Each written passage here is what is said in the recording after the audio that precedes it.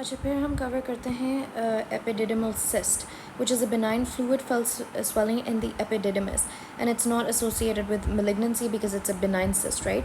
अब इसकी clinical findings क्या हैं? Fluctuant, transilluminating and soft, ठीक है? So it's kind of like hydrocele in that sense. But the only difference is कि हमने कहा था ना hydrocele में तो it's on top of the testes, so it's not separate from the testes. But this is above and separate from the testes क्योंकि जैसे I want you to see this picture again कि epididymal cyst ये और testes ये है तो it is above and separate, ठीक है? Even though उसके features उसी तरह के, वो भी soft है, soft, और ये हमारे पास transilluminating है. तो transilluminating के हमने दो DDs पढ़े, hydrocele and epididymal cyst, ठीक है? And it's often multiple and in older men, ठीक है? अच्छा, मैनेजमेंट इसकी क्या है कि we just do reassurance, we reassure the patient, और we can do surgical excision if it becomes painful और लार्ज, ठीक है? एंड यंग मैन में हम कहते हैं कि हो सकता है कि इससे इनफर्टिलिटी हो जाए क्योंकि वी नो कि epididymis is an important part in the male reproductive system, so we do warn the patient. लेकिन ये है कि इसमें जनरली रीअश्योरेंस ही होता है because it's a benign lesion, it's not that compromising. Epididymitis इसके basically उस जगह की inflammation of the epididymitis and it can be plus minus or the testes, लेकिन epididymitis is just the inflammation of epididymis and then epididymoarchitis is testes. अच्छा, इसमें क्योंकि ये infection है, इन्फेक्शन की अब हम कॉजेज़ देखेंगे. यंग में STIs हम सस्पेक्ट करेंगे, ठीक है, जिसमें क्लेमिडिया और गोनोरिया है, और यंग में हम एंटेरिक बैक्टीरिया यानी ई कोलाई की इन्फेक्शन सस्पेक्ट करेंगे. तो पेनफुल होगा क्यों? क्योंकि it's an inflammation, it will be tender, it will be swollen, it will be painful, tender and swollen, ठीक है? और इसमें फीवर एंड एरिथेमा भी होगा. अच्छा, इसमें प्रेंसाइन होगा, ठीक है? So what is Prehn's sign? It means कि इट इज़ एपिडिडमाइटिस का जो पेन होगा that will be relieve by elevation, and I will explain why, ठीक है? So physical exam maneuver to help differentiate between epididymitis and testicular torsion, क्योंकि हमने अभी तक painful के DDs अभी हमने, this is the first painful one we did कि epididymitis is the first DD for epididymitis is the first DT जिसमें painful वो है, लेकिन testicular torsion भी है. It's a surgical emergency and inflammatory या infectious ये है. तो इसका रीज़न ये है कि एपिडिडमाइटिस, इसको फ्लो चार्ट कंपेरिजन में भी देख लेते हैं कि एपिडिडमाइटिस ग्रेजुअल है, टेस्टिकुलर टोर्जन सडन है. प्रेंसाइन पॉजिटिव होगा, पेन रिलीव होगा, इसमें पेन रिलीव नहीं होगा, इसमें ब्लड फ्लो ज़्यादा होगा. क्यों? क्योंकि हमारे पास इन्फेक्शन है ना, तो इन्फेक्शन में वेज़ो डायलेशन हो जाती है. वेज़ो डायलेशन से जो ब्लड फ्लो होता है वो इंक्रीज़ हो जाता है, ठीक है, और डिक्रीज वो होता है. इसमें क्रीमास्टेरिक रिफ्लेक्स अभी प्रेजेंट होता है क्योंकि इसमें नर्व्स अभी दब नहीं रही होती, लेकिन इसमें एब्सेंट हो जाता है. एंड अडल्ट्स ओल्डर में होता है, और ये एडोलेसेंस या कम यंगर बॉयज़ के अंदर होता है. अब क्या होता है कि जब ब्लड फ्लो हमारे पास ज़्यादा है, ठीक है, और हम पेशेंट को लिटा देते हैं, ठीक है, सॉरी, टेस्टिस को हम एलिवेट कर देते हैं, तो जो उसके ऊपर बिकॉज इसके ऊपर थोड़ा सा जो प्रेशर होता है, when we lift this part up, इसको मैं डायग्राम में दिखा देती हूँ. व्हेन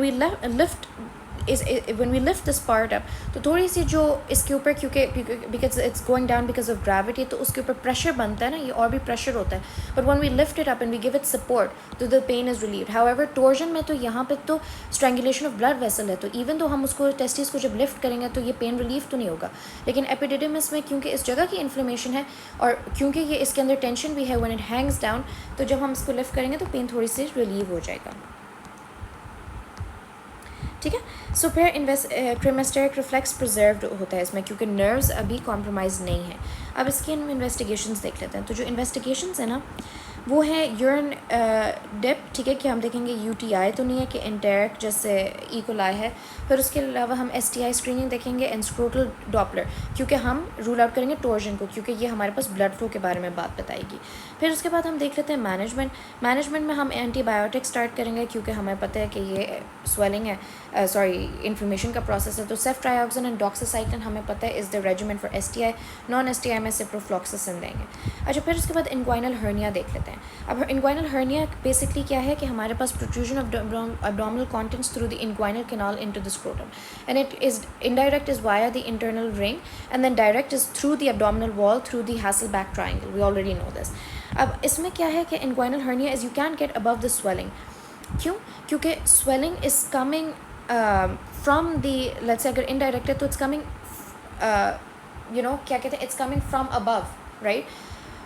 तो जब वो स्क्रोटम से, जब वो इंटरनल रिंग से जाके नीचे स्क्रोटम में जाके फॉल करेगा, तो अगर आप ऊपर स्वेलिंग को वो भी करेंगे तो ये ऊपर से आ रहा है ना, तो you can get above it even when you try to like palpate, तो अबव इट भी कोई चीज़ है जो कि स्ट्रैंगुलेटेड है, ठीक है। एंड कॉफ इम्पल्स में आप देखेंगे कि वो चीज़ कि वो एक्सपैंड करे या नहीं, और रिड्यूसिबल है या नहीं, if it's not strangulated. Management में ऑब्वियसली हर्निया रिपेयर आ जाएगा, और अगर इमरजेंसी है तो स्ट्रैंगुलेटेड पेन है तो हम फिर सर्जरी के लिए हम सर्जरी में लेके जाएंगे, ठीक है। फिर हम टेस्टिकुलर कंडीशंस पे आ जाते हैं। तो ट्यूमर सबसे पहले है, ये यंग मेल्स के अंदर होता है, इसमें जर्म सेल ट्यूमर हो सकता है जो कि सेरामोमास और नॉन सेरामोमास हो सकते हैं। तो ये पेनलेस होता है, फर्म होता है, नॉन ट्रांसल्यूमिनेटिंग होता है। तो अगर नॉन ट्रांसल्यूमिनेटिंग है तो हमारा जो डी है वो ट्यूमर है, ठीक है। फर्म होता है क्योंकि ये हमारे पास एक ट्यूमर है, ट्यूमर का स्ट्रक्चर है, और पेनलेस होगा, ठीक है। इट मे हैव अ डल एक या हैवीनेस है, लिम्फेडिनोपैथी इसके साथ वो हो सकता है कि हम इनग्वाइनल लिम्फ नोड्स को साथ में देखेंगे, एंड गाइनोकोमैस्टिया भी हो सकता है। इसमें इन्वेस्टिगेशंस हम क्या क्या देखेंगे, सो इन्वेस्टिगेशंस हम इसमें देखेंगे AFP, beta HCG and LDH, ठीक है। ये AFP नॉन सेरामोमास में होता है, बीटा HCG होता है सेरामोमा या नॉन सेरामोमा में, दोनों में हो सकता है, ठीक है। तो अगर हम दोनों ये टेस्ट करेंगे और लेट्स से दोनों पॉजिटिव आए, तो हो सकता है कि दोनों it could be a non seminoma, ठीक है।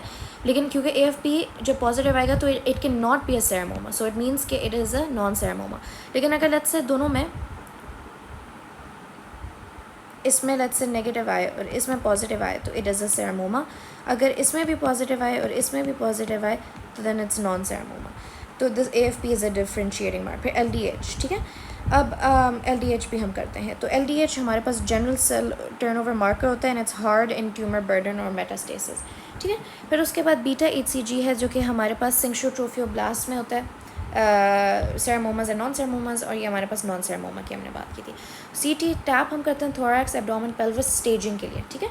और इसकी जो मैनेजमेंट है वो ये है कि हम क्या करते हैं, radical inguinal orchoidectomy, कि हम surgical removal of the entire testis and spermatic cord through inguinal incision, ठीक है। ये हम क्यों करते हैं, ये हम इस वजह से करते हैं ताकि फिर टेस्टिस में रिमूव हो जाए।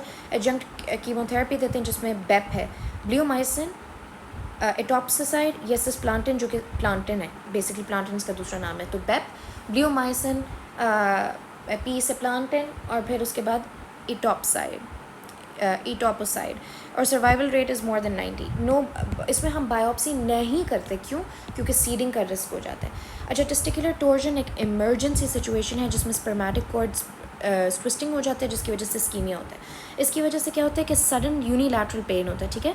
And high riding horizontal testis हो जाती है, कि जब हम टेस्टिस की एग्जामिनेशन करेंगे तो it will be above the other testis, and instead of being vertical it will be horizontal, ठीक है। और इससे नोजिया वॉमिटिंग भी होगी, इमरजेंसी है ना। तो ये यूजुअली हमारे पास क्लिनिकल डायग्नोसिस होता है, लेकिन इसमें हम क्या करते हैं, डॉपलर भी कर सकते हैं कि ब्लड फ्लो देखेंगे, क्योंकि नो ब्लड फ्लो इम्पेयर्ड हो जाएगी। तो दिस इज़ अर्जेंट सर्जरी इसमें रिक्वायर्ड है, ठीक है। और डीटोर्जन हम करते हैं कि हम उसको अनटेंगल करते हैं, basically just think of it as untangling, ठीक है। So it's detorsion and it's bilateral और काइडोपेक्सी। अब और काइडोपेक्सी क्या है कि हम सूचर कर देते हैं, टेस्टिस को स्क्रोटल वॉल के साथ जोड़ देते हैं, जैसे हमने हाइड्रोसील में पढ़ा था ना कि ट्यूनो के वैजिनालिस को हम फोल्ड करके लेयर को पीछे स्टिच कर देते हैं। इसमें जो और काइडोपेक्सी है, पेक्सी मीन्स फिक्सिंग, तो हम फिक्स कर देते हैं टेस्टिस को स्क्रोटल वॉल के साथ, और both testis are fixed only if one is twisted because the other one is also at risk. अगर नेक्रोटिक को देते हैं और काइडेक्टोमी कर देते हैं कि हम रिमूव ही कर देते हैं टेस्टिस को, और काइडेक्टोमी। तो टाइम इज़ क्रिटिकल हियर। अगर लेस दैन 6 आवर्स हैं तो हम सैल्वेज कर सकते हैं, मोर देन 12 आवर्स हो जाएंगे तो लेस दैन 10% है। And then last but not least हमारे पास ऑर्काइटिस कंडीशन है। ऑर्काइटिस बेसिकली क्या है कि rare alone it's with mumps, usually parotitis fever के साथ प्रेजेंट करता है, कि इसमें मम्स में पैराटाइटिस हो जाता है, हमें पता है, और फीवर होता है, testicular pen after few days. तो इसमें हम क्या क्या देते हैं, हम देते हैं मैनेजमेंट में हम क्या क्या देते हैं, हम देते हैं एनर्जीज़, रेस्ट, सपोर्टिव केयर, और अगर बहुत ज़्यादा हो तो ये सेल्फ रिजॉल्विंग होता है, वरना हम इसमें क्या करते हैं, ड्रेनेज कर देते हैं। तो इन्वेस्टिगेशंस की क्या इंपॉर्टेंट समरी है, इन्वेस्टिगेशंस की इंपॉर्टेंट समरी ये है कि हम अल्ट्रासाउंड करते हैं, this is first line for most swellings हम अल्ट्रासाउंड करते हैं, लेकिन हम अल्ट्रासाउंड इसमें कर सकते हैं टू एपिडिडमिस और टॉर्जन के लिए, क्योंकि एपिडिडमिस में ब्लड फ्लो ज़्यादा हो जाता है, टॉर्जन में कम।